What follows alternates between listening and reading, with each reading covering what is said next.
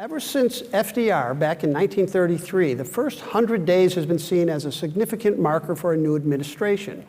This week makes 100 days in office for President Trump. Despite all the controversy and his declining poll numbers, he has a diehard base of support. Even many people who are not fans say he shakes things up and takes on problems others won't. He's come in for a fair amount of criticism on this program. But Sarah, what has he done that's worth doing in your view? Well, Dave, that's a tough assignment. I had to dig sort of deep to come up with an answer, but I do have a couple things. I have to acknowledge and maybe even admire the energy with which that they're bringing to the job these first 100 days. This was a change election. A lot of times it is a change election in which voters are asking for big shifts in policy. And they're sometimes, often perhaps disappointed when they don't see those changes and they don't see them very quickly. And so I have to give them credit for doing a lot, being active. And the other sort of half of that is the visibility of the changes and of their actions. A lot of times politicians, especially when they're pursuing unpopular policies, will kind of hide them in large budget bills or announce things on a Friday night so they don't get much media coverage. And the Trump administration has been doing a lot of stuff out in the open. I'm sure other stuff not so much, but a lot of this is out in the open, even some of their unpopular policies. They've been in constant sort of communication about them. And I think that actually that's good for democracy because it allows people to hold them accountable and really make that connection between who's doing what. Mm-hmm. And if you compare that with the previous administration, President Biden had very infrequent, very few press availabilities. Trump's out there all the time. Bob, what are your assessment for the first 100 days? Yeah, well, we think about the 100 days as a key benchmark for modern presidents, and that sort of began with Franklin Roosevelt in the depths of the Depression.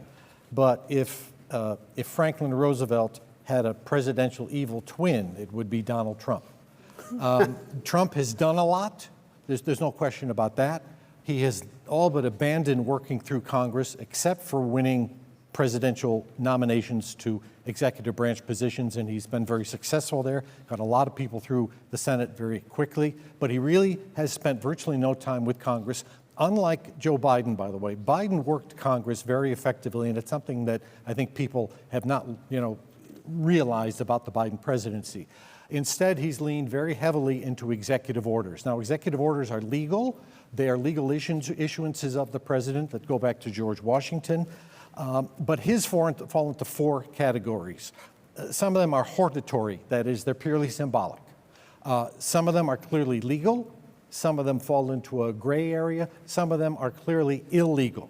And I'll give you one example, his effort to micromanage independent agencies, like the Federal Communications Commission or the Federal Trade Commission. The reason independent agencies are called independent is because by law, Congress makes them independent of the executive branch.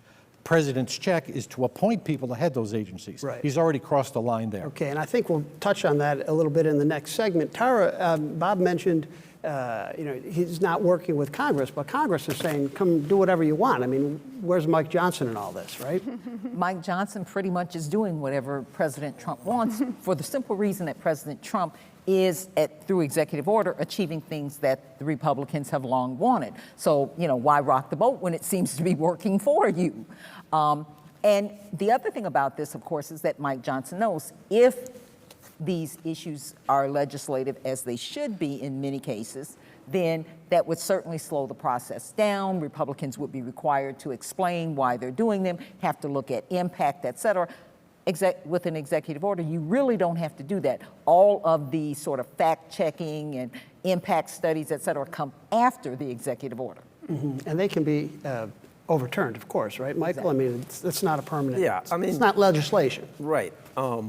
In my 3 years on this show, this is the most difficult question I've had to possibly face. And that's an understatement, right?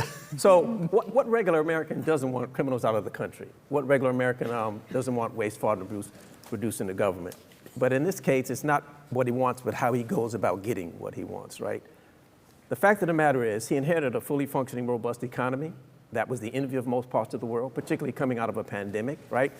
Now the administration is veering off of a cliff. Now I know there are people who support this administration's generating economic instability, and some who support raising consumer costs, and some who support undermining American competitiveness, and some who support attacking higher education and jeopardizing public health.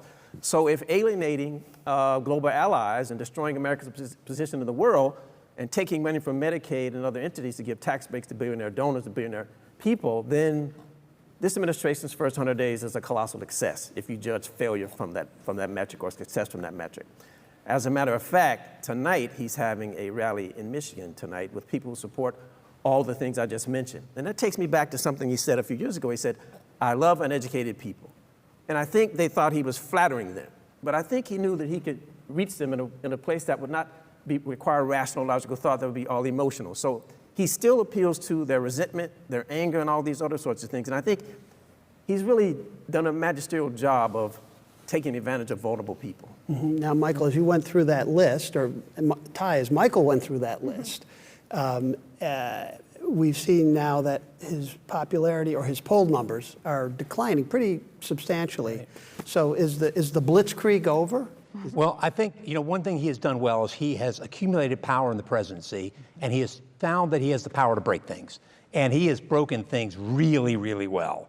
So it's chaos. But I think I would bend it in a couple of ways. The first is lawless and going after law firms and colleges, trying to do away with birthright citizens and the 14th Amendment. I'd say there's morally corrupt but legal. Pardoning the January 6th would certainly be a part of that. Humiliating Ukraine and our foreign our allies would be another. And then there's the moronic. And the moronic is the tariffs. And so I think, as Paul Krugman said, he's metastasized the economy. And so that means that I think we're headed straight for a recession. Somebody said today that, Jamie Dimon, I think that would be the best thing that would happen, is if it would be a recession. So I think it is chaos, and that chaos is not going to end well. And that's purely a self-created hardship. I mean, just as you're saying, the economy was doing fine, but you look at what happened at the stock market.